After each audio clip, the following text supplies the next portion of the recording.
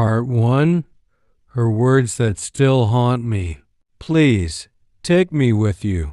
Her voice was shaking when she said it. She stood in the doorway holding a small bag, tears running down her face like she had already lost everything. For a moment, I almost said yes. But something about the way she looked at me made my stomach tighten. Because deep down, I knew something wasn't right. And 3 days later, when the truth finally came out, I realized that letting her come with me would have been the biggest mistake of my life. My name is Daniel Carter. I'm 68 years old, and for most of my life I believed I understood people. I had worked hard, raised a family, and learned to trust my instincts. But sometimes even the strongest instincts can be fooled, especially when the person asking for help knows exactly how to look innocent. It all started on a cold Tuesday evening. I had just finished packing the last box in my house. After 32 years of living there, I had finally decided to leave. My wife had passed away the year before, and the silence in that house had become unbearable. Every room reminded me of her. Every corner carried a memory. So I made a decision. I was going to sell the house, buy a small cabin near the lake, and start a quieter life, a simpler life. The moving truck was scheduled for the next morning. Everything was ready, or at least I thought it was, because just as I was about to turn off the lights for the night, there was a knock at my door. When I opened it, she was standing there. Emily, my son's girlfriend. Her eyes were red, like she had been crying for hours. Before I could even ask what was wrong, she stepped forward. "Daniel," she whispered, "please, take me with you." I blinked in confusion. "What?" "I can't stay here anymore," she said desperately. "I need to leave tonight." The fear in her voice sounded real, but something about the situation didn't make sense. "Where's my son?" I asked.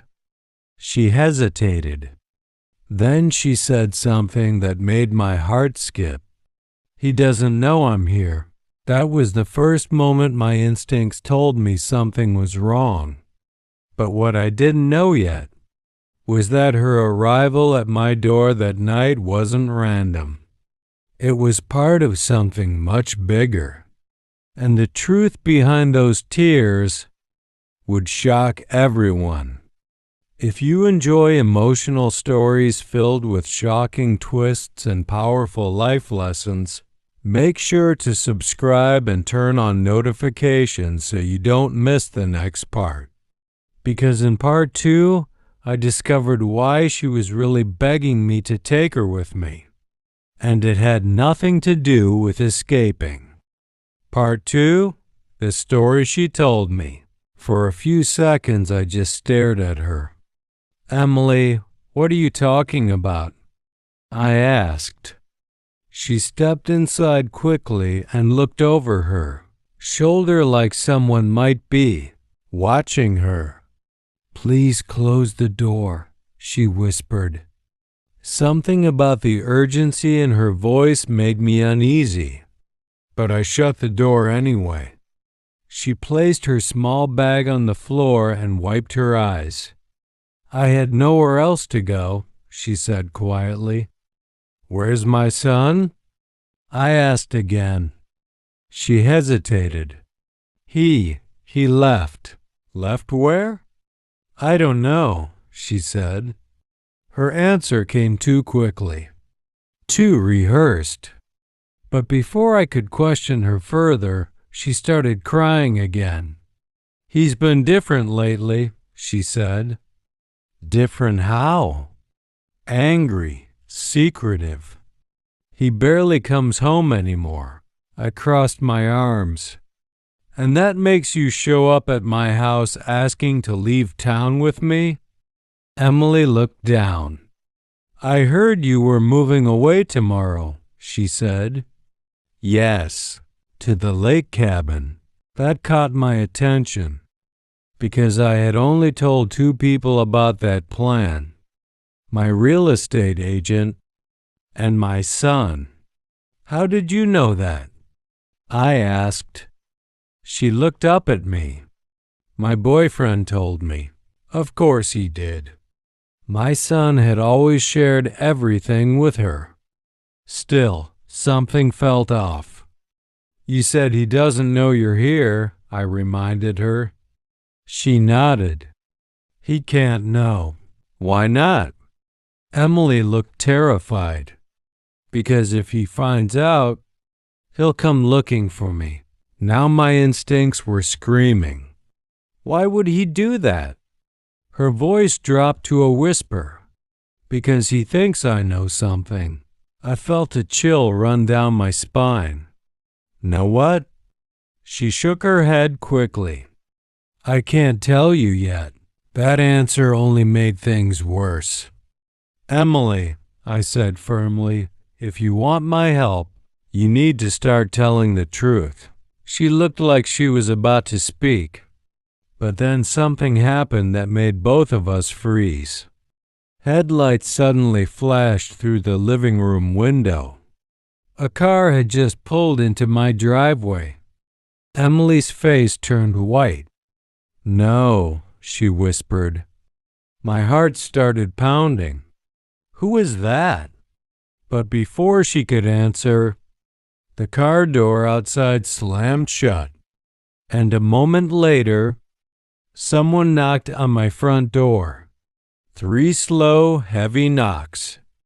Emily grabbed my arm in panic. Don't open it, she whispered. My stomach tightened, because there was only one person who would come to my house that late at night. My son. And the fear on Emily's face made one thing very clear. Whatever secret she was hiding, it had something to do with him. In part 3, my son walks into the house, and the moment he sees Emily standing there, everything explodes. Part 3. The door opens. The knocking came again. 3 slow, heavy knocks.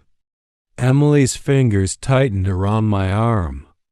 Please, don't open it, she whispered. But I already knew who it was. Only one person would show up at my house this late. My son. I walked toward the door. Daniel, please, Emily begged behind me. But ignoring the door would only make things worse. So I opened it. And there he was, my son Ryan, standing on the porch. His face was tense, his eyes scanning past me into the house. Dad, he said quickly. Is Emily here? The room went silent behind me. I didn't answer right away. Ryan stepped closer. She left our apartment tonight, he continued. Her phone's off and no one's seen her. Then his eyes moved past my shoulder, and he saw her. Emily froze near the living room couch. Ryan's entire expression changed instantly. Shock, then anger. What are you doing here? He demanded. Emily stepped back. I came to talk to your dad. Ryan laughed bitterly. To my dad? He stepped inside the house without waiting for permission. You disappear in the middle of the night and run straight here? Emily shook her head. You don't understand. No, Ryan said coldly. I understand perfectly. He turned toward me. Dad, she's lying to you. Emily's voice cracked. Ryan, please just listen. Listen to what? He snapped. That you're scared now? The tension in the room felt suffocating. I stepped between them. Enough, I said firmly. Both of them went quiet. I looked at my son. She came here asking for help. Ryan shook his head slowly. Of course she did. He pointed toward her. She's trying to run. Emily's face turned pale. I'm not running. Ryan laughed again. Then why are you begging my father to take you out of town? That question hung in the air. Emily looked at me, then back at Ryan. Her voice dropped to a whisper. Because you know what you did. Ryan's smile disappeared instantly. The room became deadly quiet.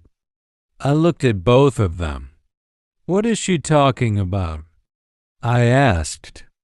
Ryan didn't answer, but the look in his eyes suddenly made my stomach twist. Emily stepped forward slowly. She found something, Ryan muttered. Emily looked directly at me. Not something, she said. Someone. My heart skipped. What do you mean? Emily swallowed hard. Then she said the words that made the entire situation 10 times worse. I know what happened to your business partner. Rand's face went completely white. And in that moment, I realized this wasn't just a family argument anymore. This was something much bigger and much more dangerous. Part 4 will reveal the secret Emily discovered and why my son looked terrified the moment she said those words. Part 4. The secret she discovered.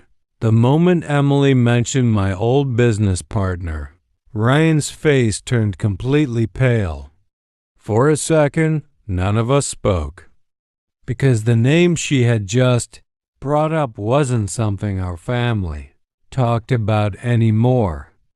My former partner, Mark Dalton, had disappeared 6 months earlier. The police called it an accident. His car had been found near a river outside the city, but his body was never recovered. The investigation eventually went cold. Most people believed he had simply driven off the road during a storm. But Emily was staring directly at Ryan. You told everyone it was an accident, she said quietly. Ryan's voice became sharp. Because it was. Emily shook her head. No, it wasn't. I felt my chest tighten. What are you saying? I asked. Emily reached into her bag with shaking hands. I found something on Ryan's laptop, she said. Ryan stepped forward instantly. Don't, but it was too late. Emily pulled out a small USB drive and placed it on the table. Ryan's eyes widened. You went through my computer? He said angrily. Emily ignored him. She looked at me instead. Daniel, there were emails between Ryan and Mark arguing about money. My stomach dropped. What kind of money? Emily swallowed. Your real estate investments. Ryan slammed his hand on the table. That's enough. But Emily kept talking. They were fighting over ownership shares in one of the properties. I felt the room spinning slightly. What property? Emily looked at me carefully. The Riverside building. The same building my son had been trying to sell earlier that week. Ryan's voice became desperate. You're twisting everything. But Emily's next words were even worse. I also found GPS data. Ryan stopped moving. His breathing became heavy.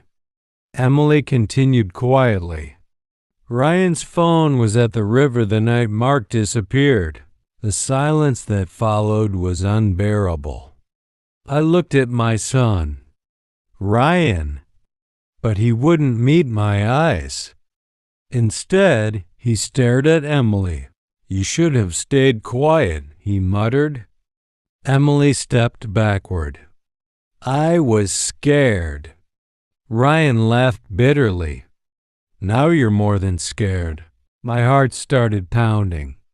"Ryan, what is she talking about?"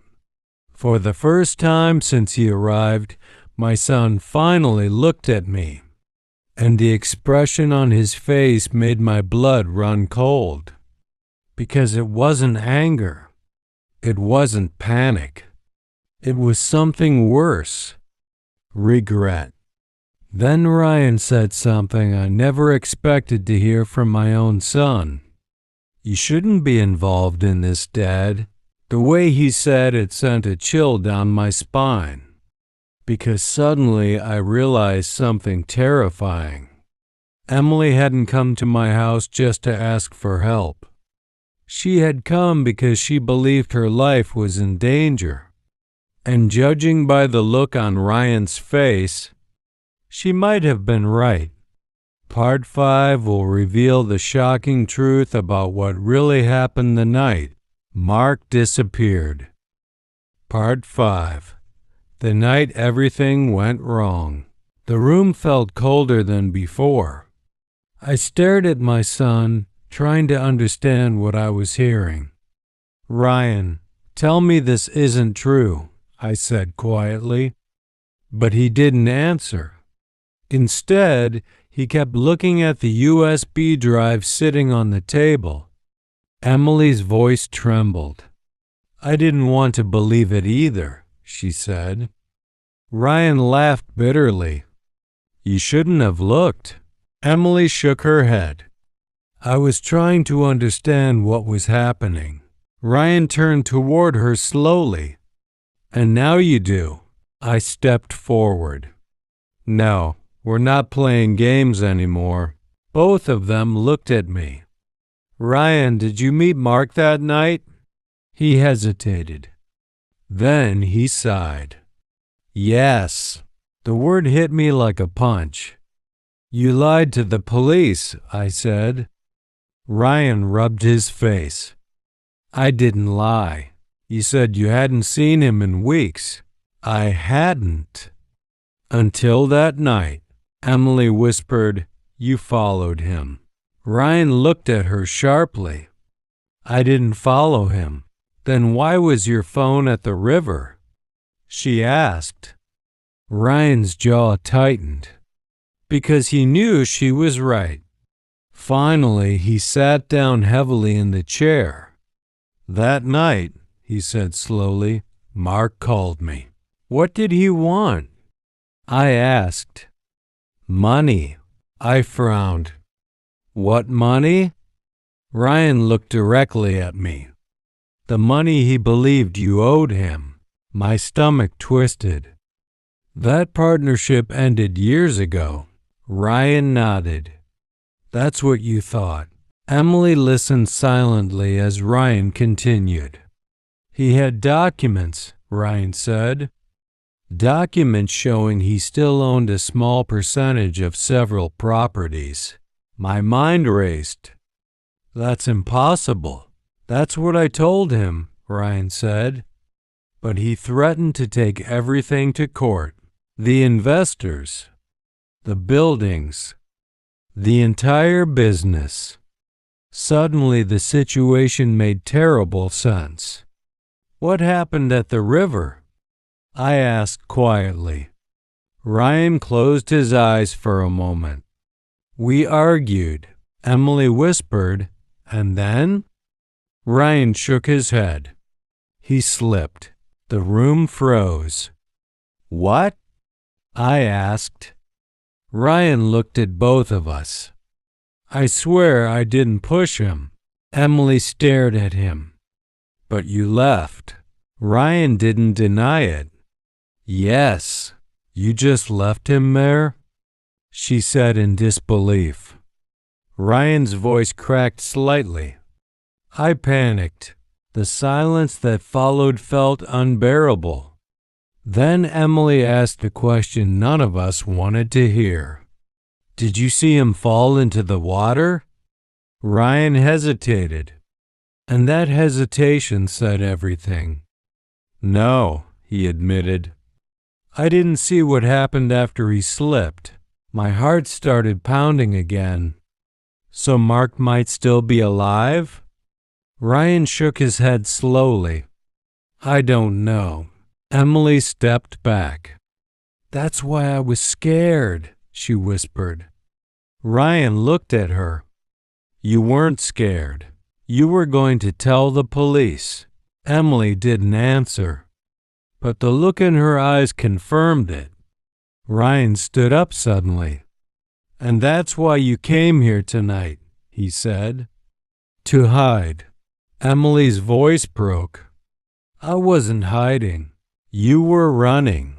Then Ryan turned toward me. And Dad?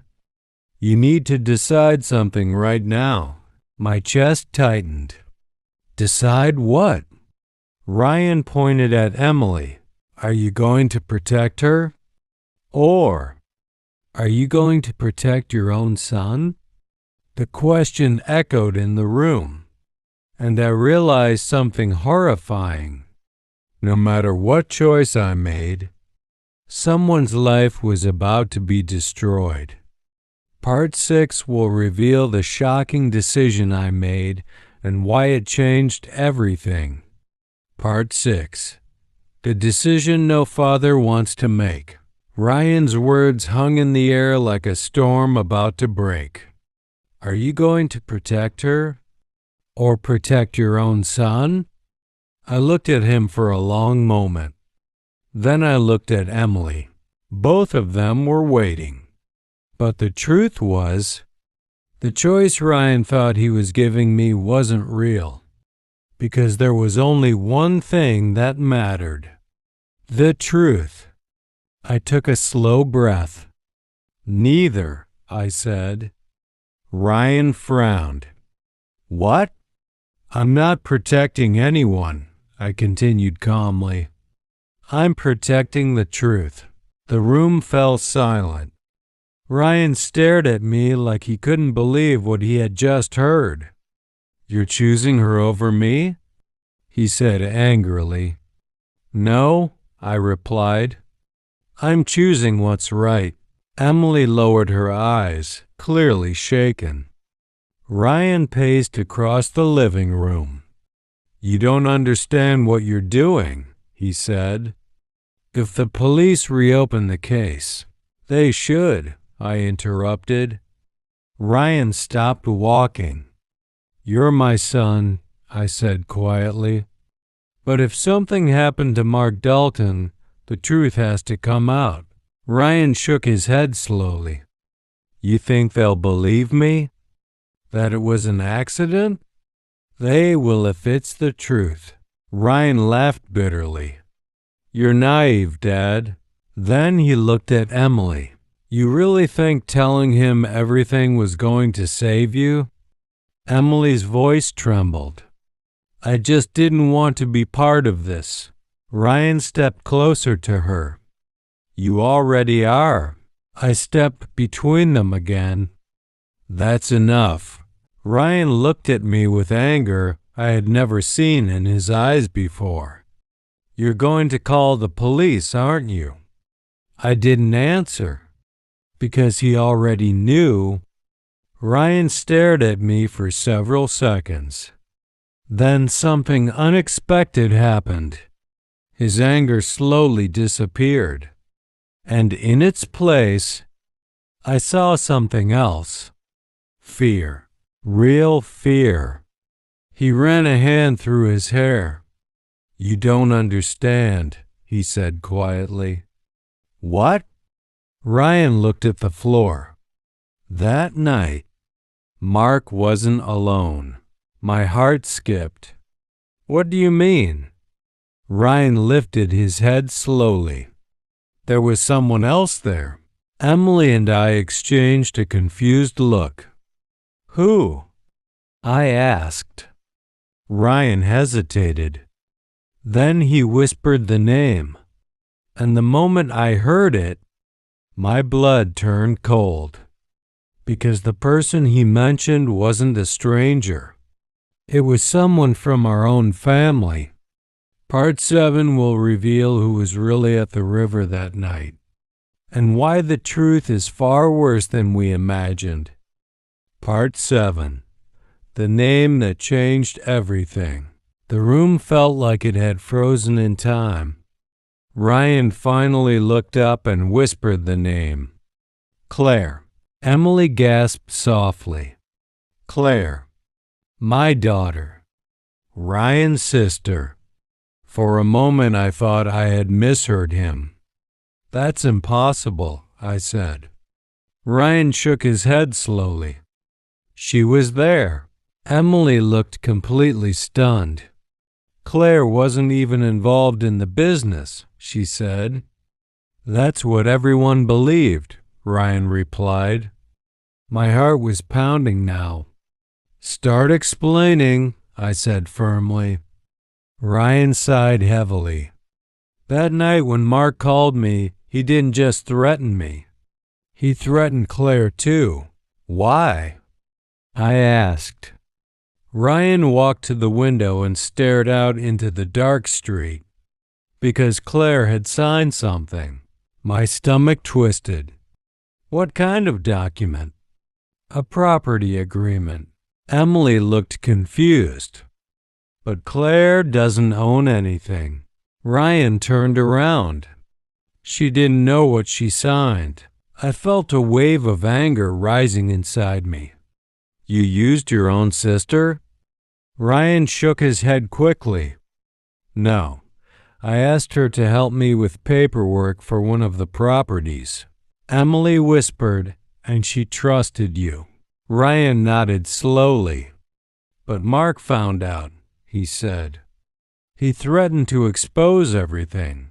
So Claire went with you to meet him, I realized. Ryan nodded again. She insisted on coming. The picture was becoming clearer now.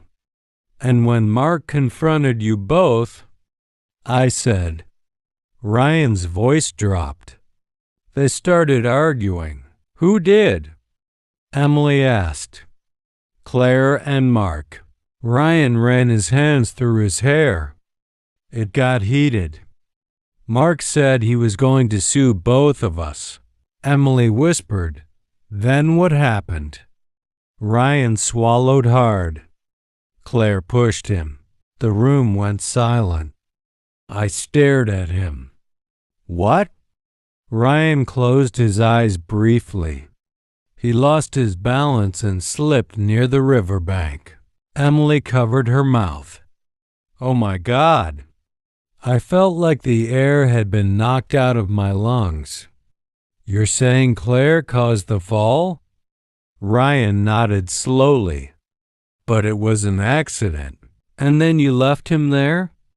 I asked. Ryan looked miserable. Claire was panicking. She thought she'd killed him. Emily whispered, so you both ran. Ryan nodded. We drove away. My head was spinning. All this time, we had believed Mark's disappearance was a tragic accident.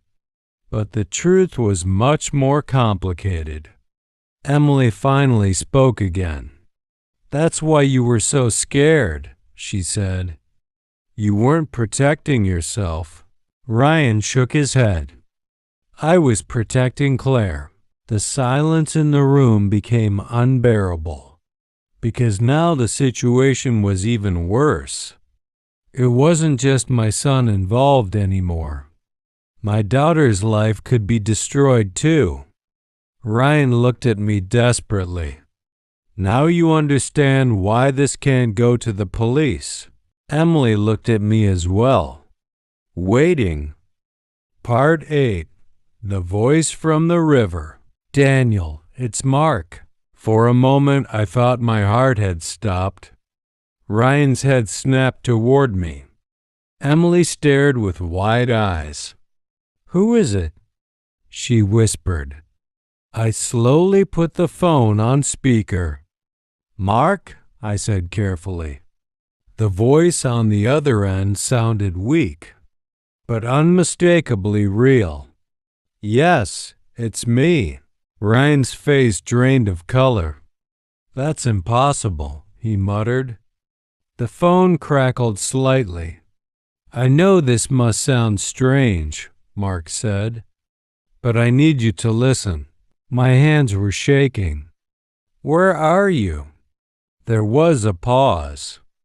"Not far," he replied. "I've been trying to reach you for months." Ryan looked like he might collapse.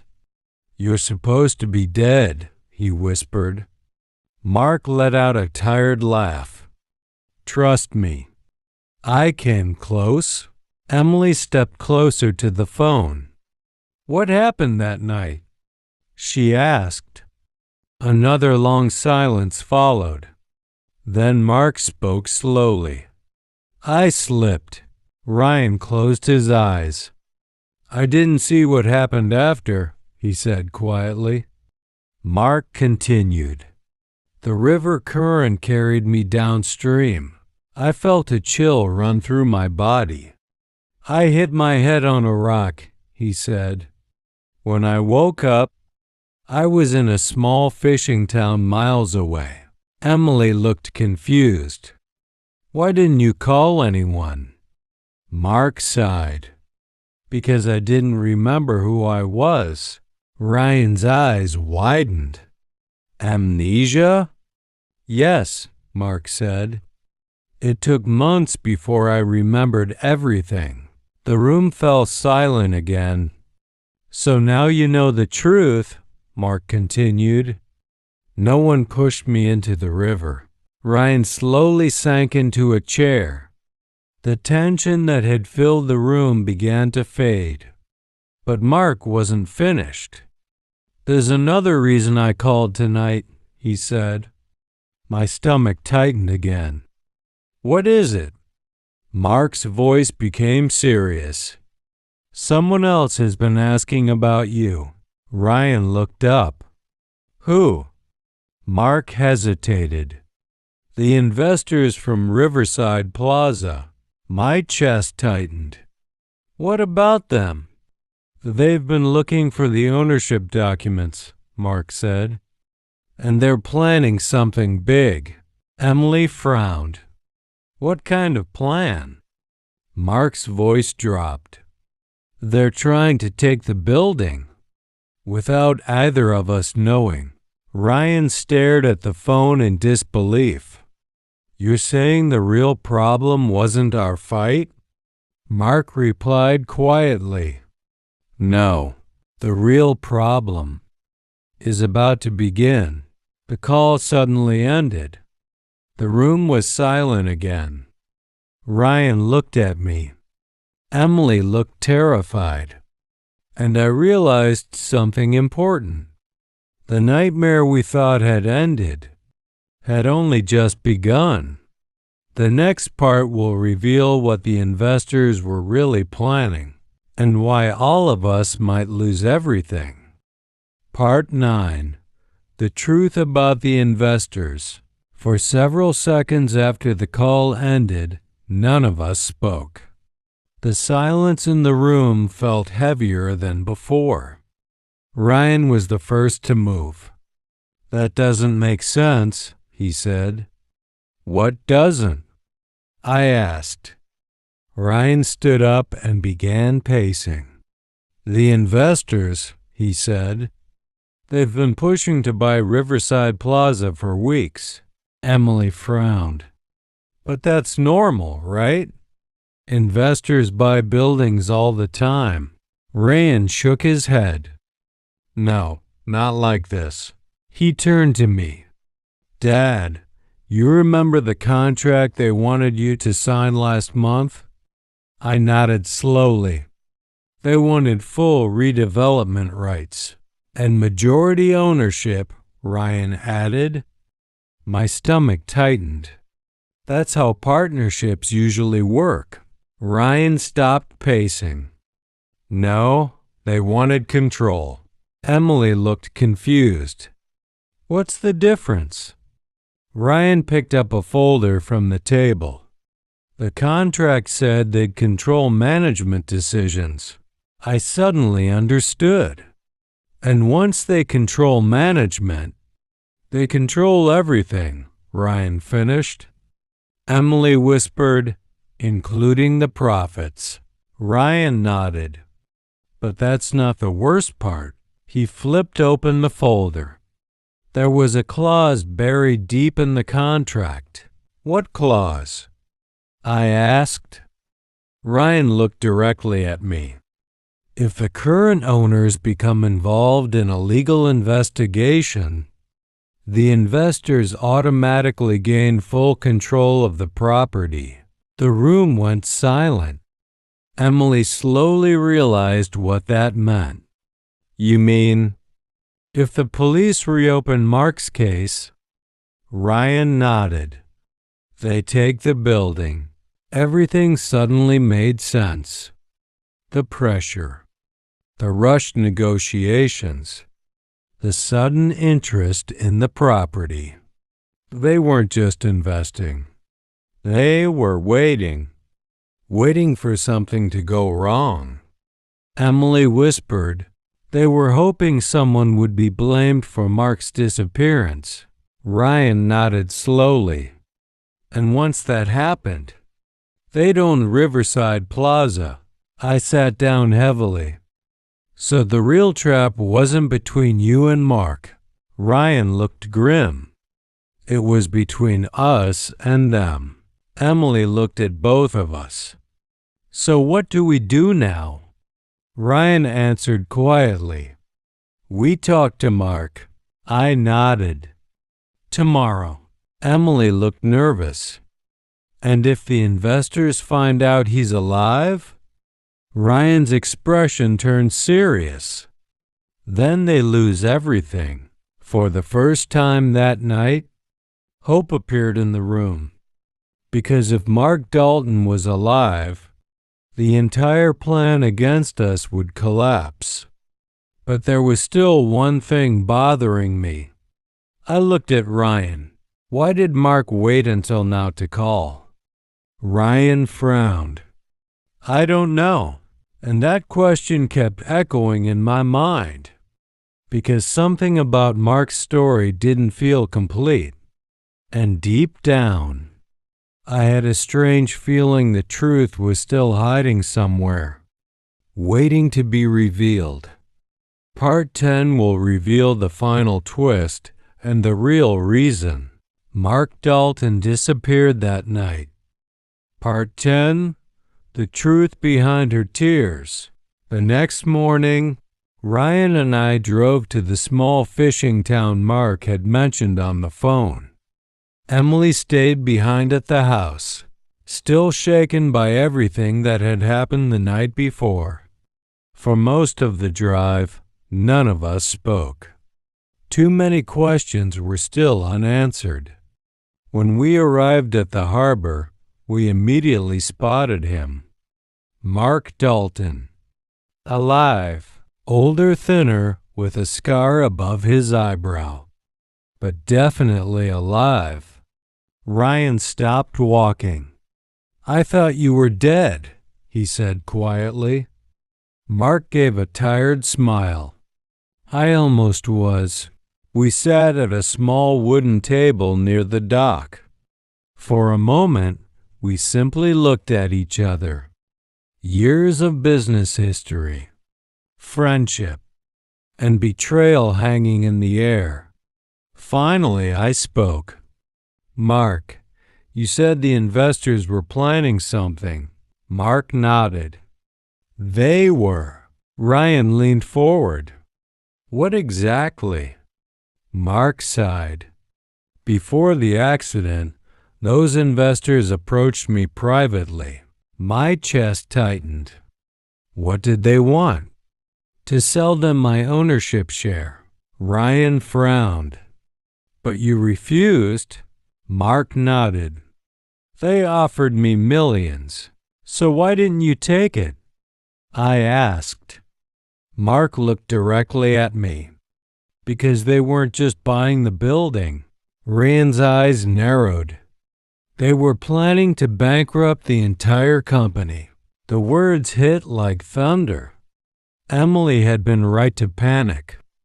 Everything had been bigger than we realized. Mark continued.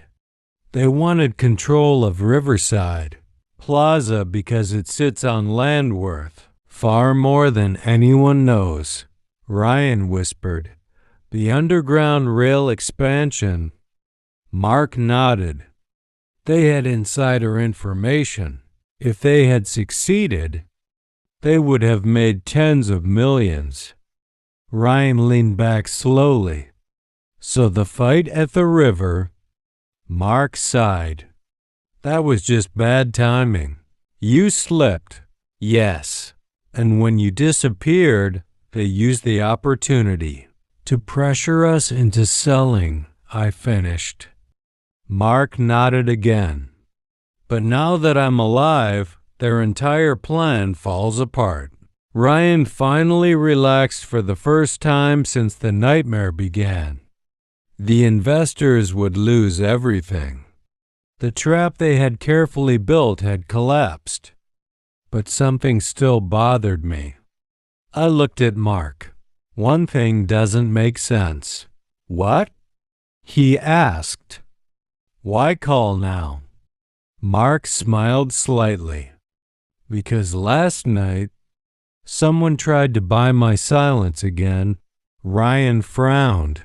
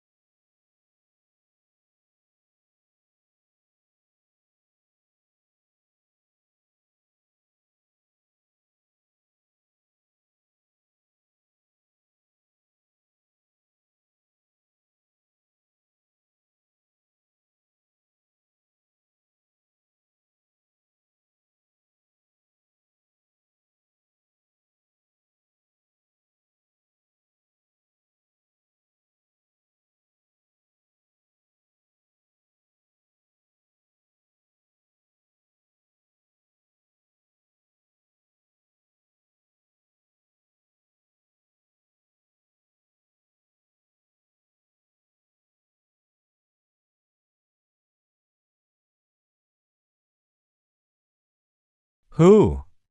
Mark leaned back in his chair. The same investors, but this time I said no. The three of us sat quietly for a moment. Then Mark looked at me.